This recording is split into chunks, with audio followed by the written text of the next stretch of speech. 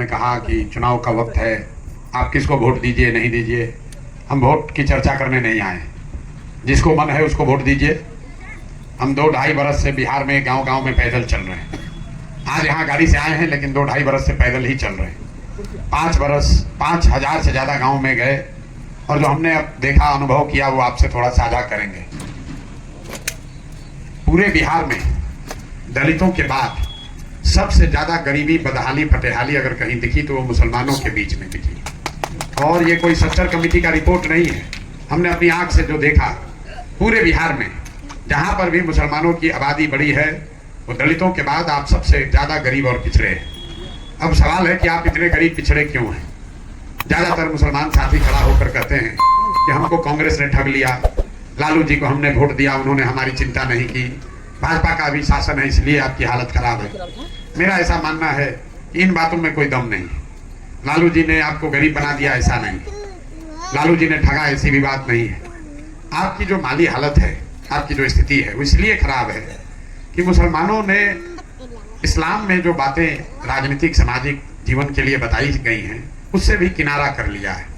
इस्लाम एक ऐसी कौम है, थोड़ी बहुत समझ जो मेरी आपके कौम की है, इसमें बहुत क्लियर हर जीवन के हर क्षेत्र के लिए कुछ ना कुछ लिखा हुआ है, आपको क्या करना है और क्या नहीं करना है। ये दूसरे धर्मों में नहीं लिखा हुआ है, दूसरे धर्म में ये चर्चा का विषय है। हर आदमी, उस कौम के जो नबी हैं, वो अपने तरीके से उसको बताते हैं, लेकिन इस्लाम में ये बातें बिल्कुल क्लियर लिखी हुई हैं कि आपको करना क्या है और क्या आपको नहीं करना है। अब यहाँ चर्चा हो रही है, जो हमारे साथी खड़े हुए बता रहे हैं, भाई प्रशांत किशोर आपके रहनुमा हो सकते हैं, जन सुराज में आपके लिए रास्ता खुल सकता है।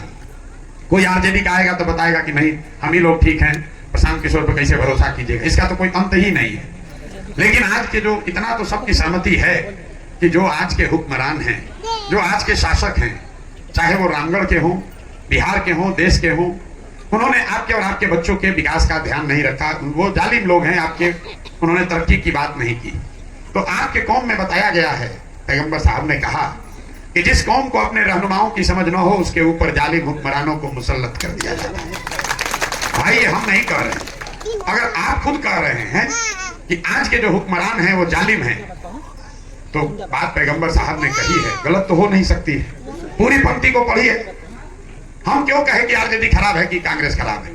अगर आज के हुक्मरान जालिम हैं, तो कहीं ना कहीं आपसे अपने रहनुमाओं को चुनने में गलती हुई है, तभी आपकी ये दुर्दशा हुई है। आप यहाँ बैठे हैं, आपको चुनाव की चिंता है, आप ये चर्चा करने आए हैं, सोच रहे हैं कौन जीतेगा कौन हारेगा। आपको लालू यादव की चिंता है, आपको जन स्वराज की चिंता है, भाजपा की चिंता है। मेरे भाई, मुसलमानों के लिए हदीस में ये लिखा गया कि हर मुसलमान का ये फर्ज है कि वो अपने बच्चों के साथ इंसाफ करे। आपका ये फर्ज है कि आप अपने बच्चों को अच्छा नाम दें, उसकी तालीम तरबियत करें, उसकी परवरिश करें। यहाँ बैठा हुआ जितना मुसलमान है, आधे से ज्यादा लोग ऐसे हैं जिनके बच्चों के शरीर पर कपड़ा भी नहीं है। आपके बच्चों की हालात ये है कि आपके बच्चों के पैर में चप्पल नहीं है, आपके बच्चों के लिए खाने की व्यवस्था नहीं है, पढ़ने की व्यवस्था नहीं है, कोई बीमार पड़ जाए तो दवा डॉक्टर अस्पताल नहीं है। ये आपको इस्लाम में बताया गया है कि आपको अपने बच्चों के साथ इंसाफ करना है, लेकिन आप अपने बच्चों की चिंता छोड़कर प्रशांत किशोर की चिंता में लगे हैं, मोदी की चिंता में लगे हैं, लालू की चिंता में लगे हैं। तो आपका भला कैसे होगा? नहीं हो सकता है। यहाँ बैठे हुए लोग, अभी आपकी सभा 1 घंटा पहले थी, मुझे किसी ने कहा 5:30 बजे नमाज है, उसमें लोग चले गए।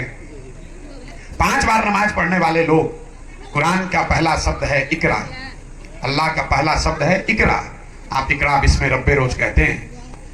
जिस कुरान की आप इतनी इबादत करते हैं, उसका पहला शब्द है इकरा, मतलब पढ़ो। और वो कौम आज देश की सबसे अनपढ़ कौम है, और उसको लेकर आप कोई चर्चा नहीं करते। मुसलमानों के बड़े बड़े चिंतक, यहाँ के दानिश्वर, समाज की चिंता करने वाले लोग ये चिंता नहीं कर रहे हैं कि हमारे बच्चे पढ़ेंगे कैसे, तो आपका सुधार होगा कैसे? कैसे होगा आपका सुधार? नहीं हो सकता। इन्होंने कहा प्रशांत किशोर रहनुमा। अरे भाई, हम आपके ना रहनुमा हैं ना हो सकते। आपकी ये दुर्दशा क्यों हुई है? 35 साल से आप लालटेन को वोट दे रहे हैं। लोग समाज में किसी दल को वोट क्यों देता है? वोट देने की 3 वजह। पहला, आप वोट देते हैं अपने और अपने समाज के भलाई के लिए, तरक्की के लिए। दूसरा, आप वोट देते हैं अपने समाज की भागीदारी के लिए। और तीसरा, आप वोट देते हैं अपने राजनीतिक विरोधी को हराने के लिए। इन तीनों कसौटियों पर अपने 35 साल के निर्णय को आप जरा कस कर देखिए।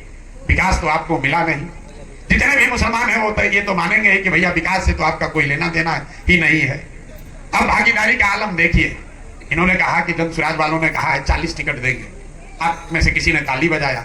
मेरे भाई पूरे बिहार में आबादी के हिसाब से 40 विधायक होना चाहिए, आज मुसलमानों के सिर्फ 19 विधायक हैं और इसकी खूब चर्चा आप लोग करते हैं। मैं आपको बता रहा हूं ये चिंता का कारण नहीं है। आपके 19 विधायक इसलिए हैं कि जिन दलों के साथ आप काम करते हैं, जिन दलों के साथ आप राजनीति करते हैं, उन्होंने आपको टिकट नहीं दिया। चिंता